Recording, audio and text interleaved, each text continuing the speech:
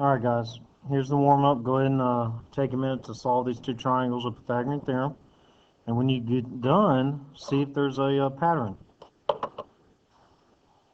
Okay, after you've done solved them, let's check. Boom.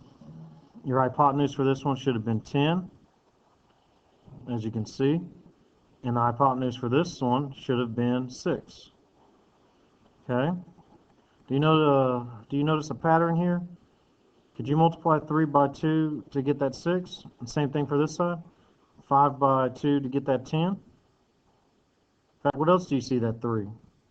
Remember yesterday we were just putting the leg and we're just multiplying by root 2? Well, here's the short side.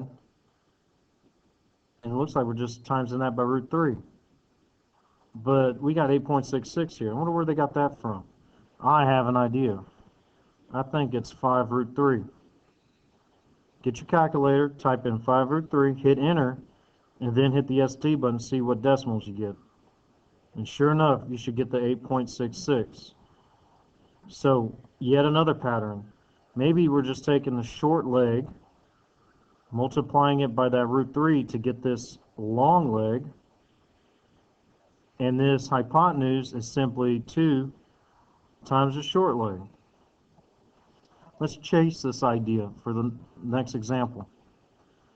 Again, we're still looking at our standard of SRT6, understanding similarity, side ratios, etc.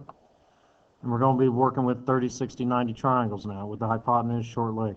Labeling is going to be important here, okay? But where this comes from is, the equilateral triangle. You know it's equilateral because all the angles are 60, which means all the sides are going to be congruent. Okay, well, I'm going to propose this. What if I draw a line right down the middle, like that? We cut that 60 in half and we get 30. So straight across from the 30 is going to be our short leg. Obviously, we have a 90 degrees here. This is going to be our long leg, and this naturally will be our hypotenuse because it's opposite of the 90 degrees. Okay, and like we just said earlier, hypotenuse should be 2 times the short leg, and our long leg is going to be short leg root 3. Now we have two new formulas we have to deal with. So let's fill in this chart. So the short leg is 2, hypotenuse is 2, the short leg is 1 and hypotenuse is 2. Remember, that came from the idea of 2 times the short leg, which happens to be 1. We get 2. Well, the long leg, remember our idea came from short leg times root 3. So if our short leg is 1 times root 3, well, that's just going to be root 3. Hypotenuse for this one, 2. I'm going to go ahead and substitute the S for my short leg. 2, and we get 4. Again, I'm going to substitute the short leg, so 2 root 3. Well, you just multiply that out and you get 2 root 3. Notice we're just sticking it on there. Last one, well, I'm just going to go ahead and just do it in my mind. 2 times 3 is 6. All right, 3 times root 3 is 3 root 3. Okay, that's it. So, we got the right answers. Whoops, forgot the little lines above them. There we go. So go ahead and put this in your composition book. Okay, put this right under the 45, 45, 90 notes you had yesterday. And again, these are the formulas you need to memorize. They won't be on the formula sheet, so you got to memorize these if you want to use them. Now, like I said yesterday, you don't necessarily need to memorize these because we're going to learn some trig functions that you can use for these. Okay? Well, it's up to you. I find it easier if I know my formulas to knock these out quicker. But if you're in a pinch, you can just use your trig functions. Now, here's 60. Notice the opposite of the 60 is the long leg. And this is going to be 30 degrees. Opposite of it is the short leg. And obviously the hypotenuse will always be across from the 90 degrees. So, pause the video. I suggest you pause the video and copy this picture and these formulas to memorize. Okay? I'll give you a minute. Pause it. Okay, we're back now. Now, this works because 30, 60, 90 triangles are all similar, okay? It means the side ratios are going to be congruent and, well, proportional, I should say. I should start using the word proportional. But, you know, the ratios are going to be the same. What does that mean? Well, I just answered that question. What's the characteristic of sides similar triangles? Again, their sides are going to be proportional to each other. They're going to have the same ratios. And we're going to get into that down the road, okay? And again, this is another example to show you that even though I scaled this triangle up by 5, you still see the remnants of that scale factor and the ratios being the same, okay? It works for all 30, 60, 90 triangles. Again, it's still true. Let's see, how can you tell which side is short and which side already broke the ice for you? Opposite of the 30 is going to be the short leg. Opposite of the 60 is the long leg.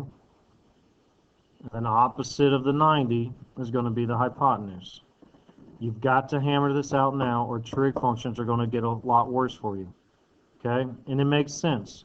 30 is the smallest angle, so the leg opposite of it should be the smallest one. 60 is the largest angle, you know, second to the 90, and it should be the second longest side. And 90 is obviously the largest angle. It should have the largest side. Okay? So, add this to your composition book. Go ahead and pause the video and try to solve them. Okay, we're back. So, if I have my short leg, our notes tell us we just have to times it by 2. So, 2 times 3 would get us 6. Long leg, well, again, our notes said take the short leg, times it by root 3, and that'll give us our answer, 3 root 3. This one gives us the hypotenuse to be 7 root 3. If I want the short leg, I got to divide that by 2. Now, I already know dividing this by 2 is not going to, you know, do anything, so I'm just going to go ahead and put my answer. 7 root 3 divided by 2. Okay? Long leg, well, we're going to take our short leg and times it by the root 3. So if our short leg is 7 root 3 over 2, times that by root 3, well, these root 3's and root 3's would be root 9 when you multiply it across. And then the square root of 9 is 3. So now we have 7 times 3 on top over 2. That's 21 over 2. And that doesn't reduce. So boom. And if you wanted to write that as a decimal, I think it's 10.5. Long leg is root 3. So if you know what the long leg is, put it in your formula because that's short leg times the root 3. So if you divide by root 3 from both sides, the short leg is going to equal 1 because these cancel. That root 3 divided by root 3 is going to be 1. Okay, short leg is half of the hypotenuse. And again, if you want to set up a formula, hypotenuse is 1. 2 times the short leg, divide by 2, so we're going to get a half. Sorry, I got a little crammed up right here. Hypotenuse is 4. Again, divide that by 2 to get the short leg, so 2. And then long leg is, well, 2 root 3. So let me check my work. Again, here's your formulas. That's where I'm getting everything from. And let's see, 2, long leg is root 3. Uh-oh. Wait a minute.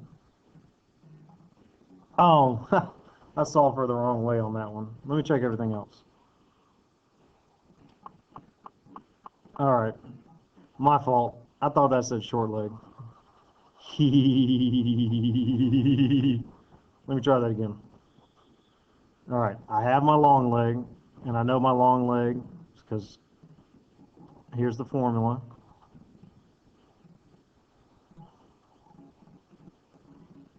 Okay, so if I know my long leg, that's root 3.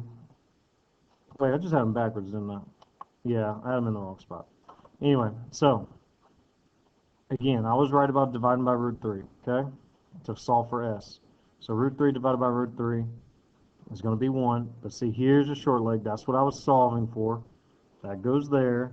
Short leg, you just have to double. Right here, hypotenuse, 2s, 2. Okay? Sorry about that. I just had them in the wrong spot, which caused me to mess that one up. Could you blame me? All right. So, these are all right. I had all these right. Oopsie daisy. I had all these right, but these, I had them backwards, and that's caused me to mess up. But now I got that right, so we're good. And like I said, you just need to practice this, guys. Okay? So, last example before we start practicing. Jake's line of sight to a tree he planted years ago is the leg of a right triangle. He uses a special instrument, this is called a clinometer, to find a spot where the angle from his line of sight to the top of the tree is 30 degrees. He measured his distance to the tree as 80 feet. Jake's eyes are 5 feet off the ground. So, how tall is the tree? So all we need to know is how tall the tree is. So if this is 30 degrees, opposite of it would be the short leg. Jake's eyes are 50 feet off the ground, not 50, 5 feet, excuse me. 5 feet off the ground. We're going to transplant this 80 up. Okay.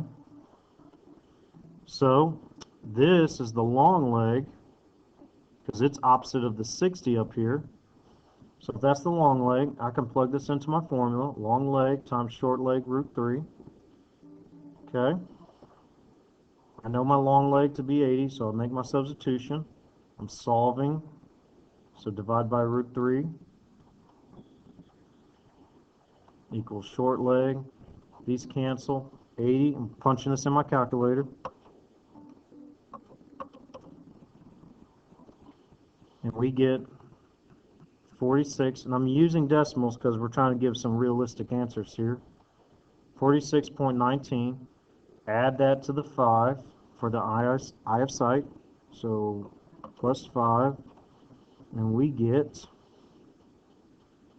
51.19 feet. That's how tall the tree is.